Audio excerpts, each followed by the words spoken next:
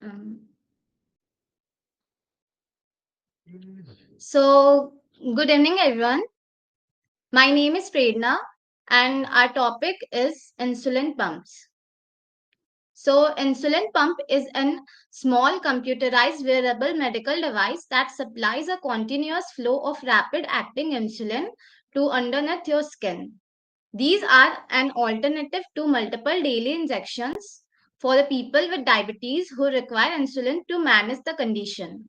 Insulin pump help manage blood glucose level more precisely and flexibly, closely mimicking how a healthy pancreas would naturally release insulin. It is used for both children and adults.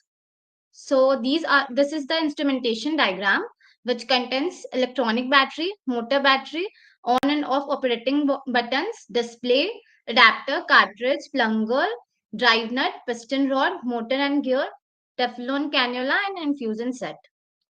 So the first one is electronic battery and motor battery. So electronic battery powers the electronic circuit, user interface, display and controller. The motor batteries supply energy to the motor and gear mechanism that delivers insulin delivery. On and off operating buttons. These buttons allow the patients to operate, control and program the pump. Third one is display, which shows the screen that shows vital information such as pump setting, battery status, messages and alerts. Motor and gear are responsible for translating electrical energy from the battery into mechanical motion to drive the piston. Piston rod and drive nut pushes the plunger inside the insulin cartridge to release insulin. The cartridge holds the insulin. The adapter connects the cartridge securely to the rest of the pump internal mechanism and the plunger moves forward when the piston pushes, forcing insulin out of the cartridge. The last one is infusion set and Teflon cannula. Infusion set is a thin flexible tubing that connects the pump to the mm, mm, patient's skin, and Teflon cannula is a soft hollow tube inserted under the patient's skin for insulin delivery. So the working principle of the insulin pump is the center of um, the center of everything is patient. So the human body is connected with the external information, which is like exercise, meals, stress. So these factors naturally affect patient blood glucose level. So eating increase the glucose, exercise lowers it, stress can raise it. So blood glucose keeps fluctuating depending on the lifestyle of the person. So then blood glucose sensor, which senses the blood glucose level of the patient intestinal fluid. Then blood glucose sensor sends the data to the controller, which controller has a desired target range, which is programmed in it, which compares the actual glucose level with the desired glucose and calculates how much insulin is required to the body. Then the insulin pump, that is actuator that receives the command from the controller. It injects the exact dose of insulin into the patient through the infusion set. Then the insulin doses lowers the blood glucose level and it gives to the patient. Once the glucose changes, the sensor picks it up again and the cycle repeats. So this is the closed loop control in which the sensor, controller, pump and patient are in a system which is continuously moving and managing the glucose level of the person. Now Ayushman will continue. Good evening, everyone. My name is Ayushman, and I am going to tell you about how insulin pumps mimics the pancreas. So, continuous basal rate. It delivers a steady low dose of insulin 24 into 7, and it maintains blood glucose between meals and overnight, and it can be adjusted hourly to match body changing needs. The bolus doses, it is user triggered insulin doses at meal times. It helps manage blood sugar spikes after eating, and it is also used to correct high blood glucose levels. And purposes of it is stimulates the natural insulin release of healthy pancreas and it's offer more precise and flexible control than injections. And the pump programming and system integration are the pump programming are divided into two profiles. One is the basal profile, which custom schedules for different times. For example, more in the morning, less at night.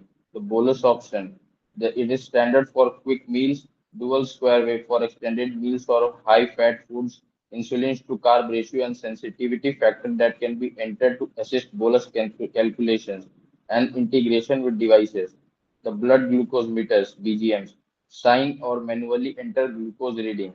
The continuous glucose monitors, CGMs, provide real-time glucose levels and trends. Some pumps use CGM data to adjust or suspend insulin delivery automatically. Hybrid closed loop systems. The safety features and operation sequences are the safety features are alarm and alerts for low high glucose, occlusion, low battery or empty reservoir, data login tracks insulin doses, glucose strength, and user actions for review. The control mechanisms are lock screen to prevent accidental insulin delivery, auto suspend if low glucose is detected with CGM integration. The operation sequence, how it works. Insulin reservoir filled with fast-acting insulin. The second is pump control system, follows program basal bolus instruction. The third is cannula insertion, small tube placed under the skin via an infusion set. Fourth is the insulin delivery, which pump sends insulin through cannula into subcutaneous tissue. The outcome is precise, continuous insulin delivery tailored to an individual needs. Now Adira will read the other slides.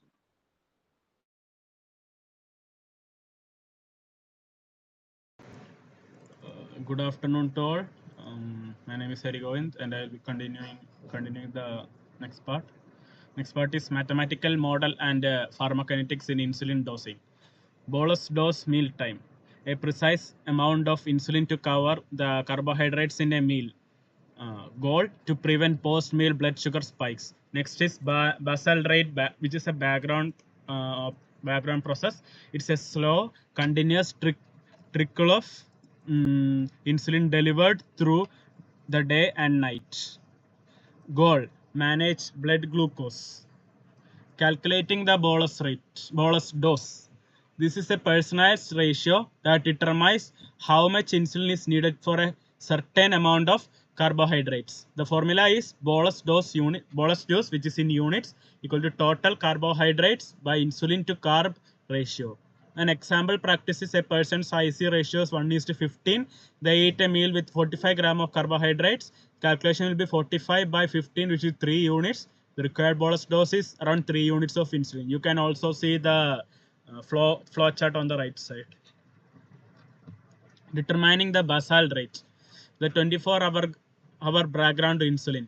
The basal rate are based on individual's total daily dose of insulin, TDD, which is often determined by factors like weight and insulin sensitivity. The formula basal rate, which is units per hour, equals total daily dose TDD by 24 hour. An example is if a person's TDD is 36 units, the calculation will go like 36 by 24, which is 1.5 units per hour. The pump would be programmed to deliver 1.5 units of insulin steadily every hour. Advanced models predicting insulin action. Pharmacokinetics, how the insulin behaves in the body. To create truly automated systems, we need to go beyond basic calculations and model how insulin is absorbed, distributed, and used. Key pharmacokinetics models are compartment model. These models treat the body as several interconnected compartments like blood and tissue to predict how insulin moves between them over time. Michaelis-Menten kinetics. This equation helps model the rate at which insulin is cleared from the body, which is crucial for preventing insulin stacking or overdose. You can also see the flowchart here too.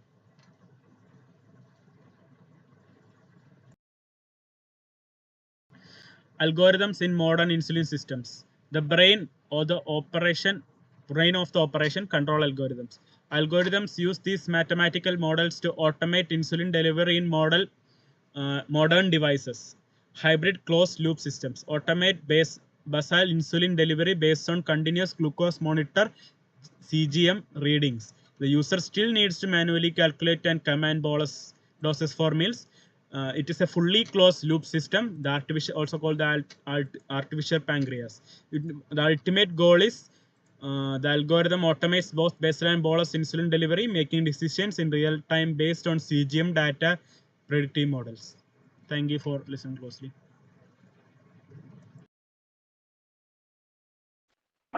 Okay. Hello everyone. My name is Adira, and I will be continuing with the further slides. So, let's talk about biomedical applications and clinical impacts. So, first is the clinical benefits. The first one is the reduced complications. Tighter blood sugar management lowers the risk of long-term health issues like retinopathy, nephropathy, and neuropathy. Second is the improved lifestyle. Pumps offer more flexibility than multiple daily injections, reducing hypoglycemic episodes and allowing the users to adjust insulin for meals and exercise. The third is the specialized use. They are especially effective for children, pregnant women, and people with difficult to control blood sugar. Let's talk about the limitations. The first one is the cost.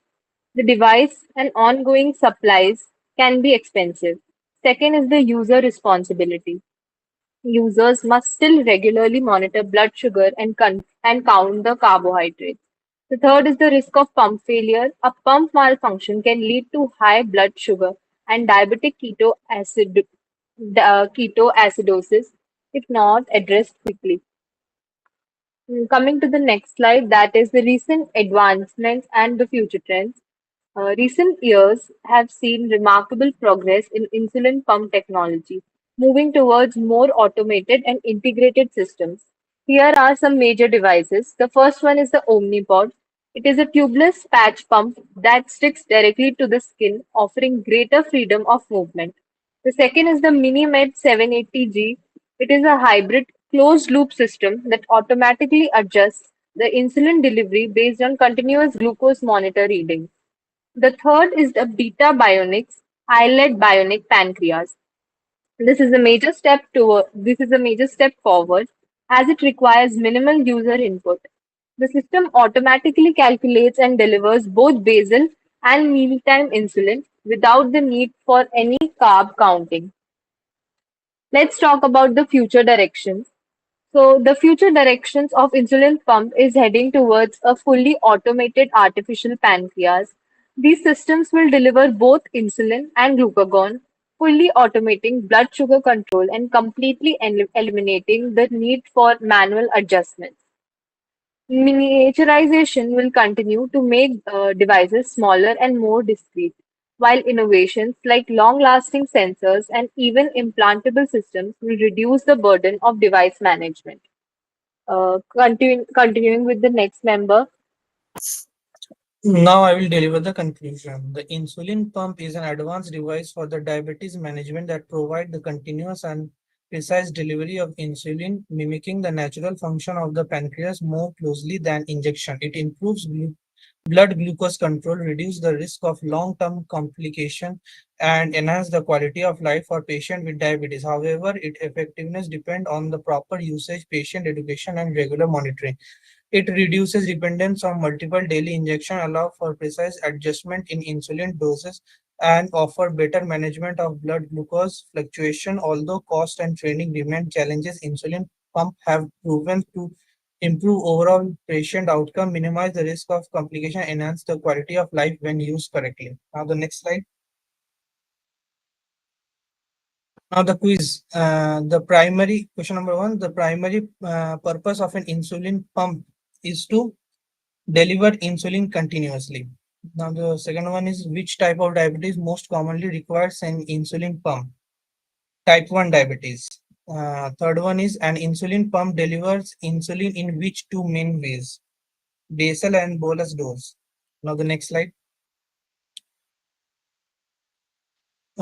Question number 4. One major advantage of an insulin pump over injection is better control of blood glucose level. Question number 5. Which of the following is a limitation of using an insulin pump is it requires regular refilling and monitoring. Now the sixth number is what is the main hormone delivered by an insulin pump is insulin.